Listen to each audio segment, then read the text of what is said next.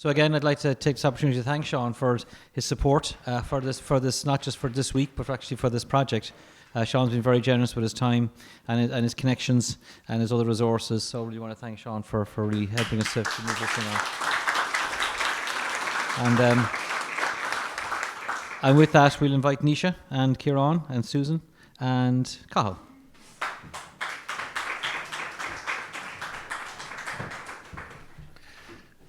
Well, as everyone's getting their seats, thank you, Leonard, for those kind words.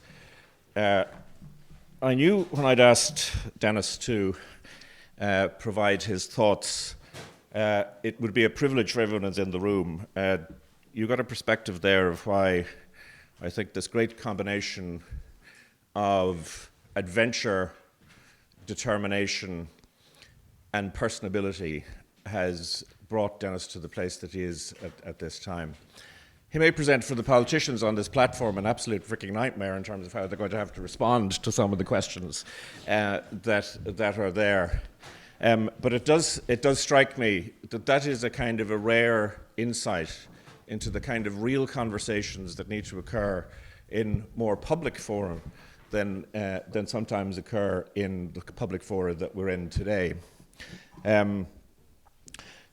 Unlike Minister Healy-Rae, I'm not going to throw away my speech and begin the process, but I'm going to start maybe a longer time ago. Every time I come to this island, the words Gokun Veil Insha Kasagme Kush Golin Even Darvra. Those are the words of Tomás Rua Súleimán in the great Irish lament Out on the Lour. And I often think about this lament, which has a great focal gaig in it, Pairceir, which means sorrow, affliction, weariness. And the song is about the loss of his library offshore here. It was an extraordinary library at the time. It had happened about 10 years before the first cable was laid, sometime in the 1820s or 1830s. Can't get the precise date.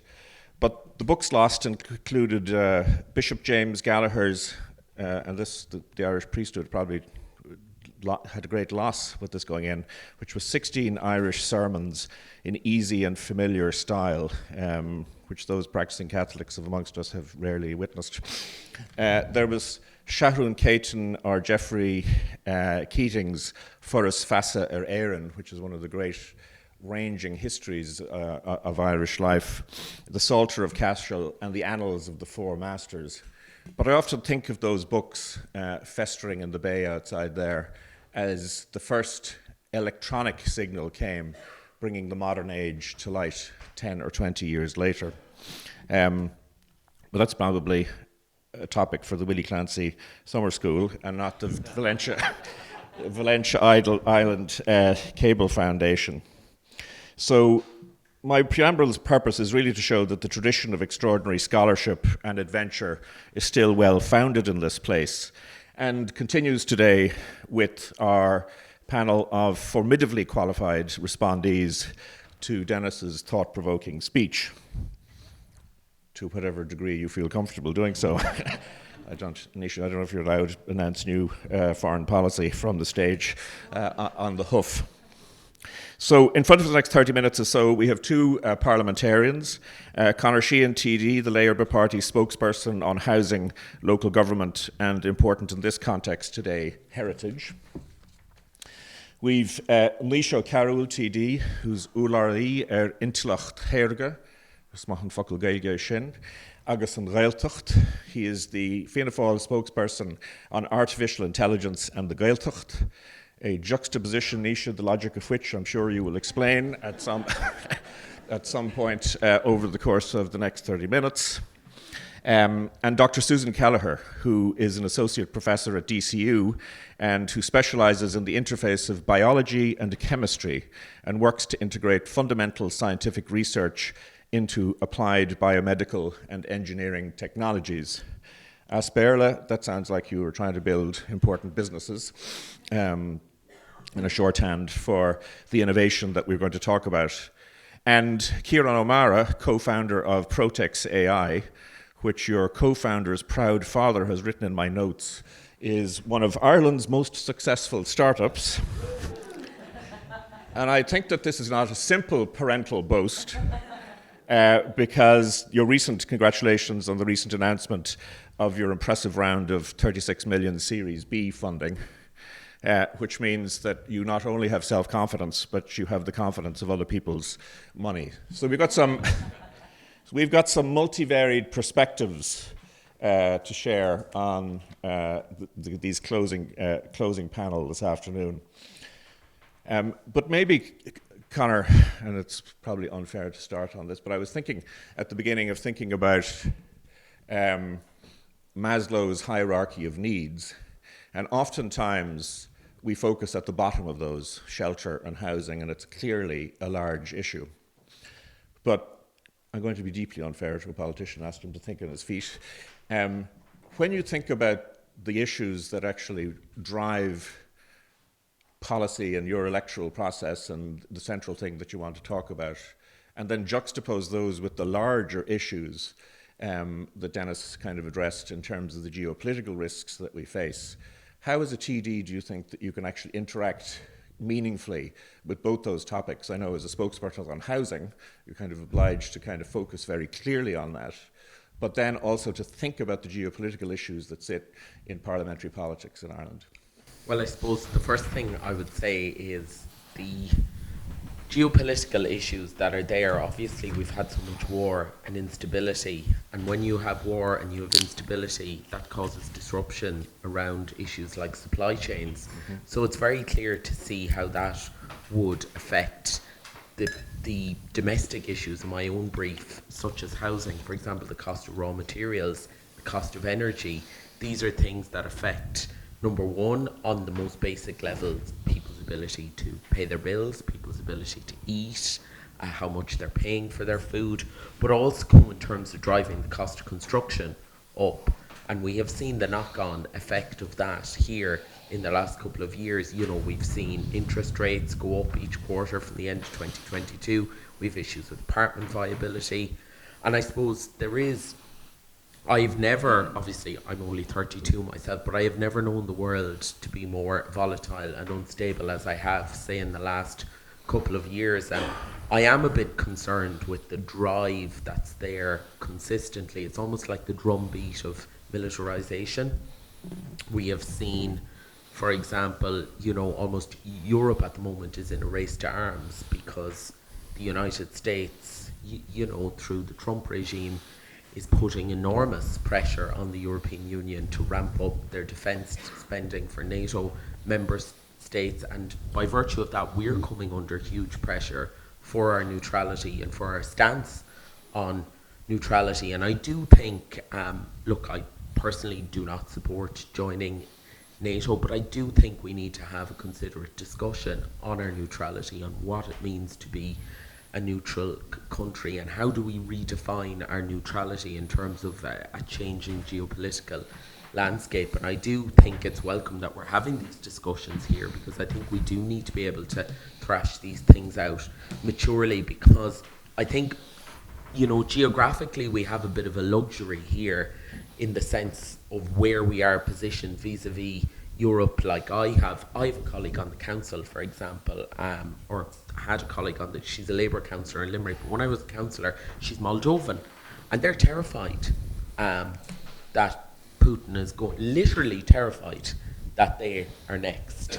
And you go to other countries on the eastern fringe there, and I think it's something that we need to be just that bit more cognizant of when we talk about our neutrality, when we talk about our own foreign policy, because sometimes I feel, while I'm proud of our policy of neutrality, sometimes I feel like we do it from a position of luxury and a position of privilege and a position of not having that perspective. No, and I think that when the Russian Navy is mobilising off the west coast of Ireland, you realise that there are two routes that you take. And sometimes I think that the political realities are difficult to awake. Nisha, one of the mechanisms that actually will probably test our transatlantic relationship is in the regulation of technologies. Not only the imposition of digital service taxes or the digital regime. I know the GDPR, as a person who owns a business that has data held in multiple jurisdictions around the world, puts the fear of Jesus in you every day. Cyber threats are significant in the operation of these businesses. But you're engaged in the process on the AI committee, and as a fellow Gaeilgeoir, I say there's nothing incompatible with AI and the Irish language. But it's very complex. It's like trying to rule lightning in a bottle. Yet you're beginning the attempt of saying that there is a regulatory space for artificial intelligence, which could actually feature as a diplomatic issue between Europe and the United States. Yeah, Gmorg Jan, and first of all, I just want to thank Leonard and the Foundation for the invitation. It's been really eye-opening 2 days, and really enjoyed the conversation so far. So I'm one of those rare creatures in the political world that came from industry and worked in tech, and worked in AI specifically for 2.5 years in the tech space for over a decade, as well as being a county councillor. So I come at it from, I suppose, an industry perspective, and also with the perspective of being in government, or rather being a TD as part of a government party. AI and artificial intelligence, there's no stopping it, there's no pausing it.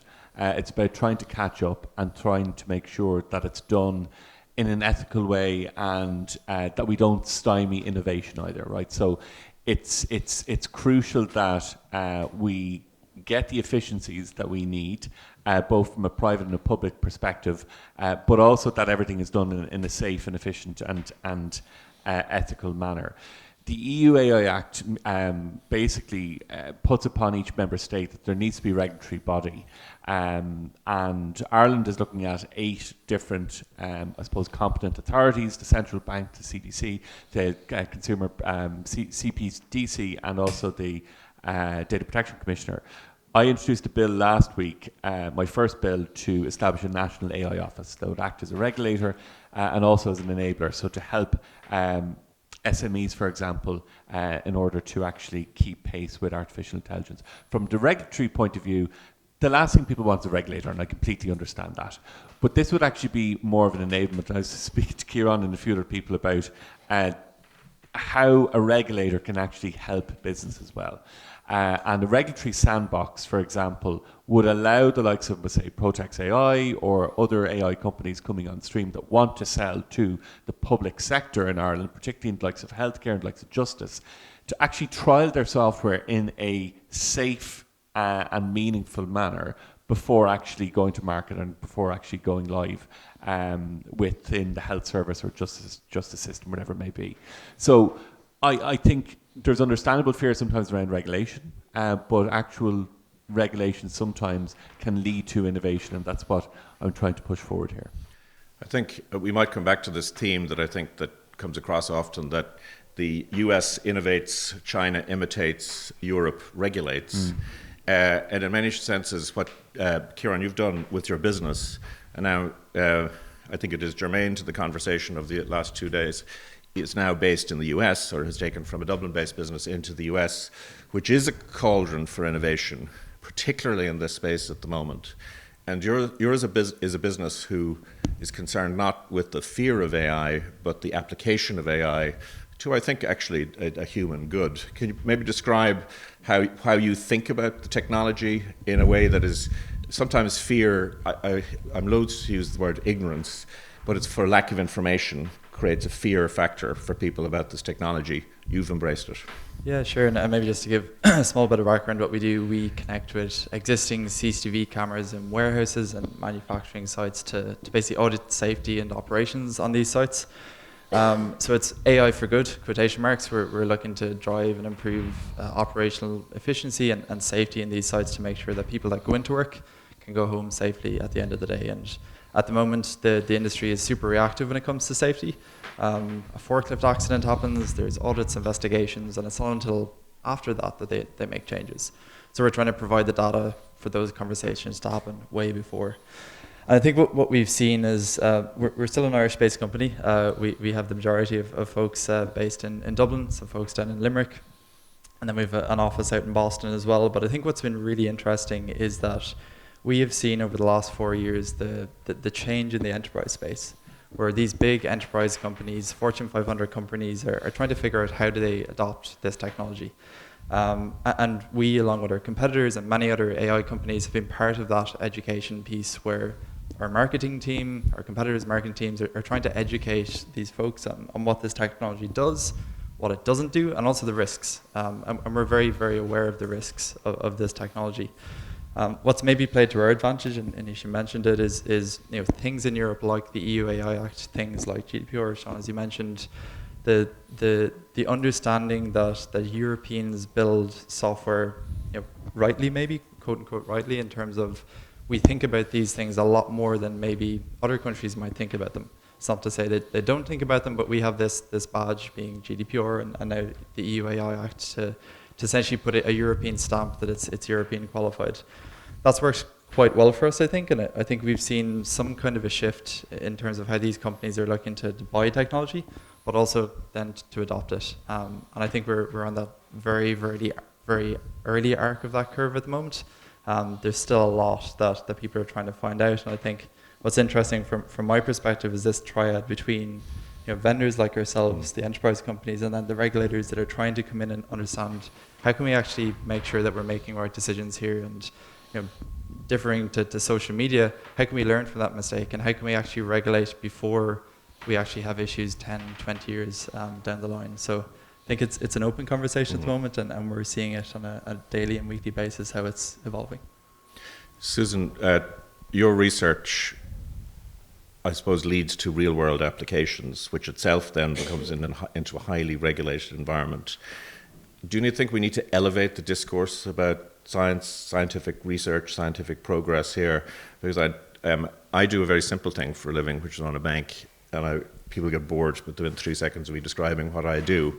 But it's relatively simple, and you need to be unafraid of it. Scientific research in biology and chemistry is incredibly complex to the layperson.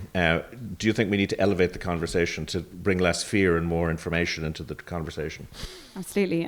Just to note, I wouldn't be very good at your job either. So I'm an academic, so I'm going to address this from the perspective of exactly as you said, that academia. And there are two things I see as being essential in terms of how do we take the research that we're doing in our universities and translate them to scalable industry globally.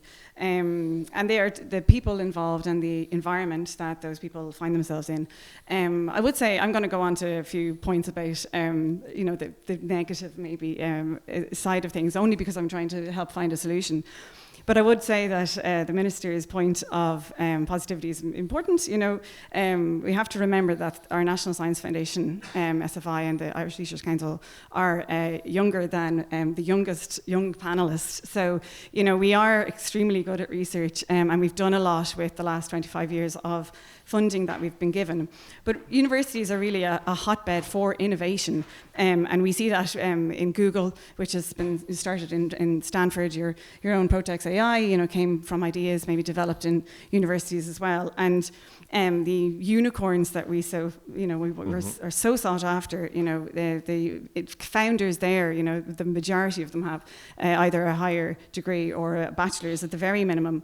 But I would say from the perspective of how do we ensure that we're getting that translation is, first of all, to start with giving a real mandate for research in universities. There is no mandate at the moment in terms of how research active a university needs to be, either in Europe or here in Ireland. And for me, it leaves a lot up to chance as to how a certain strategy from a specific board that runs a university is going to drive ideas. And I think that's a little risky.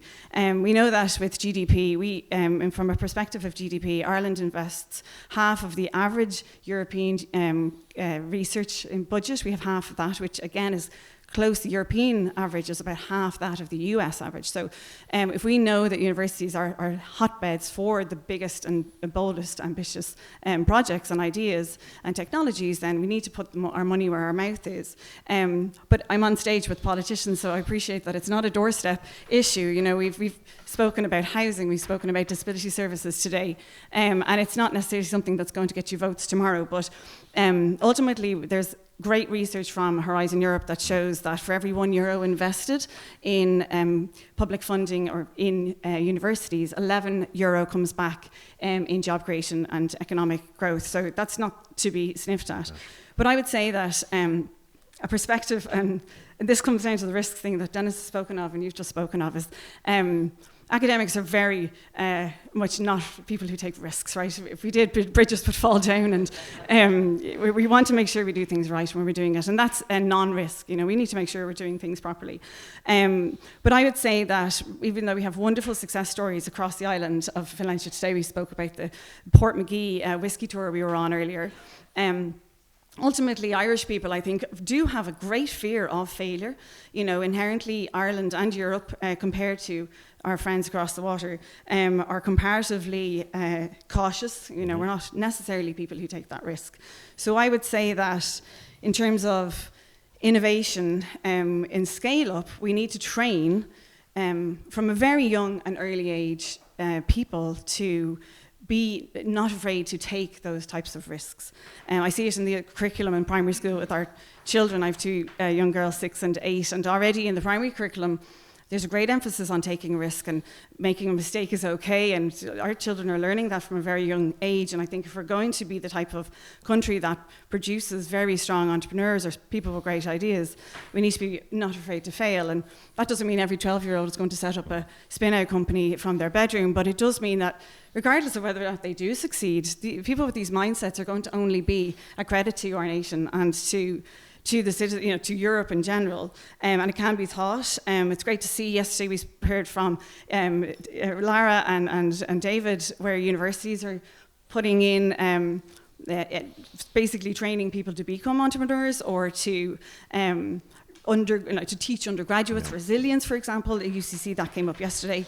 I really like the concept of the Entrecomp framework, which is a framework that the EU has produced, which says that their goal is that every citizen has these 15 competencies, and they range from understanding how to spot an opportunity to just being resilient to, you know, utilizing your network or to utilizing connections. And we saw a great story there from Dennis about how that can be very powerful at times.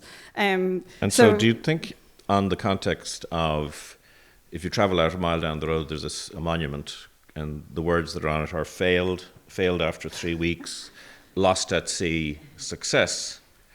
But there needs to be another one chipped in, failed. The technology is no longer the technology that applies, so that the competitive threat, the need to be actively aware of the next iteration coming through, is something that needs to be kind of encouraged. And I'd be interested maybe from Kieran hearing about what the atmosphere about risk-taking is, kind of moving from how you, once you get launched, how you actually persuade people to take that risk. Yeah, we take a lot of risk in startups. So for context, I was doing a PhD. I was in academia, and I dropped out. It was during COVID. I was up in my room reading research paper after research paper, and eventually Dan, my co-founder in the back, we met up and decided to take the ultimate risk and take the plunge. And I think what we've seen, you know, throughout our journey is that the people that we've been lucky to bring on board, one of them sitting down below in the back, people who are drawn towards startups are risk takers inherently. And what's been really interesting as to how we've built this technology is we're trying to convince our clients and the people that we're selling to take some type of leap of faith. You know, the guys back in the day and girls that pulled that cable across the water, they took the biggest risk of all. You know, they're risking their lives going across trying to get this cable connected. And I think it's a really nice metaphor for where Ireland has gone. I think what we've seen in the startup space is kind of, as a nation, I think there's ways that we've improved, but also there's ways that we haven't. And if we look back to the cable connection and ask ourselves, what are the other feats that Ireland has achieved infrastructurally since the cable? And it's very, very hard to pinpoint something that's more impressive than what they did back in the day. So I think there needs to be more risk taking in Ireland, more appetite to fail. You need to fail to succeed, and I don't think we do it enough. And I think it comes back to our culture. We talk about it in startup land. There's a lot of tall poppy syndrome. You don't want to stand up or you'll get cut down because you're standing out and you're showing that you're willing to take a risk. And so I think we need to do more as a nation to take risks, to be willing to fail. And I think what's happening at the moment is, in the political sphere, it's hard to take risks because you're going to get taken down and pulled down, and the kind of vicious cycle of, well, if we fail, then we're going to be retaliated against on social media, etc., etc. So I think we're in this cycle at the moment. We were in an era where we had a TikTok Taoiseach, and I notice, Nisha, you have a TikTok, some research on you. You're kind of forced into the space. You have to be on social media, Conor, and it is an engagement tool. But in a sense, it gravitates us towards the soundbite. It inhibits us from the ability to elevate the conversation and begin to think, actually, the large strategic risks that we have as a country are very difficult to debate. I mean, you're on the AI committee, Nisha. Are we capable of, through the course of politics, do we need to do much more education to actually elevate these strategic questions in the public discourse? Yeah, and the frustrating thing, like I'm 7 months in the Dáil now, and what strikes me is the quality of debate, being honest, is very poor, because it is about trying to get the gotcha moment, particularly from the opposition, to be honest. And look, I'm a member of Fianna Fáil, but you have a minute to try and make a point, and it's very difficult to have a thoughtful argument and to put forward thoughtful solutions when it is so condensed. So I do think there's probably room, particularly around Dáil reform. I know there has been reform of the Dáil previously, but I do think, in my experience so far as well, the committees do a lot of positive work and do a lot of that thinking. Like the Foreign Affairs Committee on Tuesday are painstakingly going through the Occupied Territories Bill, and regardless what people's position on it is. And they had IBEC in on Tuesday, and IBEC have made clear, kind of there are going to be reputational impacts on the country, and there could be economic impacts. We saw that reverberated then with some significant US politicians making statements during the week. So look, I do think we need to elevate the political dialogue in this country and speak what Dennis spoke. And I disagree about joining NATO, but we do need to increase our expenditure on defence. And then we go into third level research, we go into housing. There isn't enough money to go around to pay for what everybody would like to do, and the difficult decision that governments need to make is to prioritise what we're going to do. And what this government is prioritising, just very quickly, is on infrastructure. It's on the grid, it's on the water, it's on the housing, and that is going to be the sole focus of this government, as well as disability services and special education for children with autism and neurodiverse needs. And we have to, and that's the government being strategic about what the priorities are for the country over the next 5 years. And Conor, how do you think about it as an opposition politician? Because in a sense, we have a debate chamber in we have a parliamentary democracy which requires the opposition to hold the government to account. But in a way, you end up sometimes falling prey to the gotcha moment because it's part of the electoral process in a way. Well, the first thing I would say is one of the things that was most disheartening for me when I was first elected is to see government come in initially and try and debase Parliament by allowing, basically creating a specific set of questions to allow people, and to allow people who are part of the government to sort of, take a chunk of time in order to question the government, because I think we need to assert the primacy of Parliament. I think there's far too much has been focused. If you look at any budget, right, for the past, say 20 odd years, like, I don't think many people remember Phil Hogan was a junior minister in the mid-90s, junior minister for finance for about 6 months, and he had to resign because he leaked something, or somebody leaked something, and he got blamed for it. It was like one line somewhere out of something. Now you go into the budget or, the morning of the budget, the Minister for Finance gets up at 2 o'clock, and sure, what's the point? Everyone knows what's in the budget. Like, it's all trailed, and like all parties, going back the last decade or so. So I do think we need to assert the primacy of Parliament. I think it's unfortunate. One of the things that I long for is the return of civility in discourse. I think we've lost it over the last couple of years. I think there's a coarseness that's come into public debate. It's come into our politics. There's a nastiness. A lot of it is driven, I think, by the fact of, like, social media is such an unregulated space. Now, it's really positive because it allows people to communicate directly. But at the same time, like, I could put up something innocuous and then somebody is commenting, like, why is he blinking? What's wrong with his head? Now, I don't particularly care, but, like, I just often sometimes wonder about less resilient people. I mean, one of the things that struck me when I first went into the Dáil was how male it was. Like, I remember sitting in there one day during a debate on something and being like, oh my God, there are no women in here. And I don't think that's reflective or representative. I mean, we have literally, as far as I'm aware, have probably 2 senators from ethnic minorities at the moment. We have nobody in the Dáil. There's nobody black in the Dáil ever. But in a way, I just come back from New York on Wednesday, and I asked my stepson, did he enjoy looking at his phone in a foreign country? Because most of the week was spent. There's the Eiffel Tower. I wasn't even aware of what city I was in. There's the Empire State Building. There's the kind of, it's like, oh, okay. We have spent so much time looking down these kind of narrow pathways that we forgot to look up to look at these broader issues that Dennis is talking about. That we actually do rely on the US and have relied from Europe for 80 years on the idea that the US will come to our defense, which seemed like a good idea until it wasn't. We do rely on the US for foreign capital, for funding capital, for everything. We do need to, I think, as Dennis said, think about our own indigenous capabilities. This was a state actually founded by young people, extraordinarily young people who had vision in the 20s and 30s. Some of it wasn't so enlightened, but some of it was actually very enlightened as relates to electrification and some of the parliamentary processes that we put in place.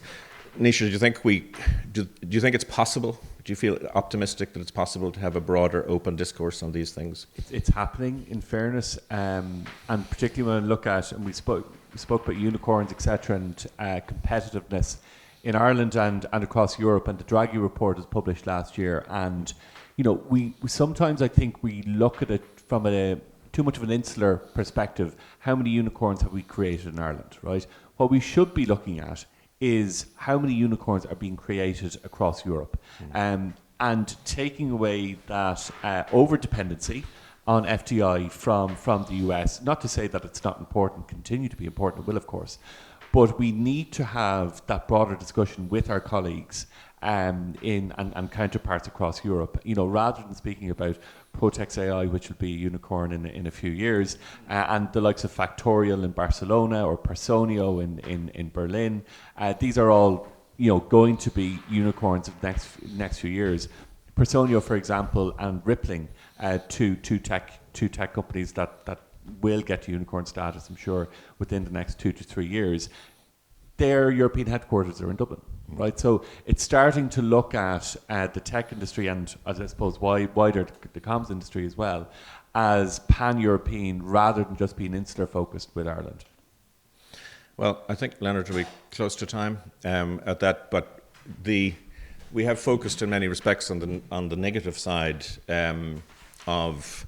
And probably the most provocative statement of the week is Zuckerberg-Sackler, which I think is, Dennis, thankfully there's nobody tweeting, but in the sense that it is a great provocation, and it is a view that actually we can very easily focus on the negative side of that equation. But Susan and the rest of the panel, I might ask you to make an optimistic statement about 2040. When you have kids, I know having kids is an act of optimism. getting out of bed is an act of optimism. But can you give an optimistic statement for 2040?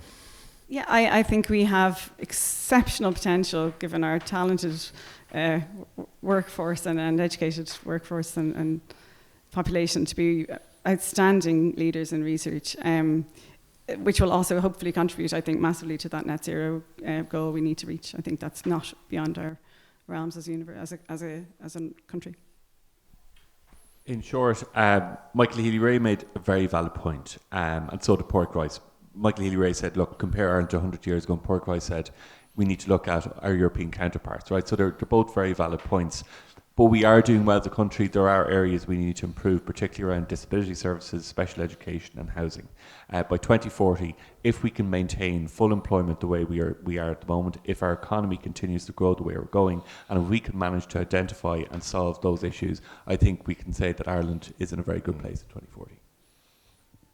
From my perspective, maybe taking the startup perspective, we have the privilege of interviewing people from Ireland, across Europe, and maybe across the East Coast in the US. And what strikes me every time I get on a call with a young engineer graduate is Ireland has exceptionally talented, exceptionally smart people.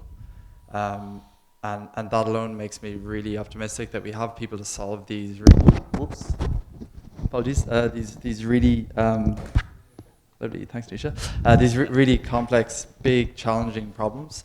And I think we just need to make sure that we're giving that generation the right infrastructure, the right opportunity to actually solve those problems.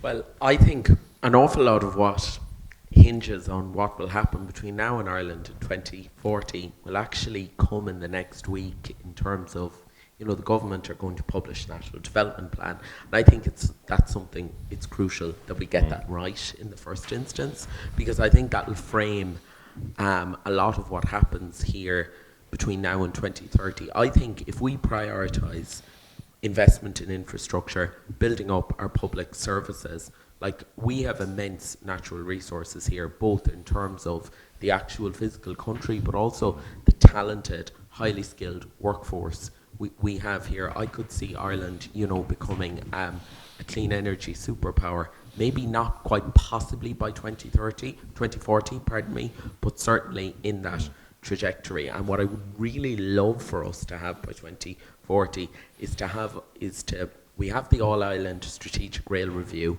which is very ambitious in terms of developing our rail network. I would love to see the vast majority of that implemented, because I think the cleanest, most efficient, cheapest way to move people around is to stick them on trains. Thank you. Conor, your web note says that you got involved in politics because you thought that people of your generation were underrepresented in political life and decisions are made without you. I think over the last 2 days, what we've attempted to do is have a mixture of voices of a new generation to whom actually the baton is not being passed on to. You're in firm grip of it, and mixing it with the provocative voices that Dennis and many of our other speakers shared with us. So thank you very much for taking the time to joining us and sharing your thoughts. And I want to give a thanks on behalf of the audience to your contribution. Thank you.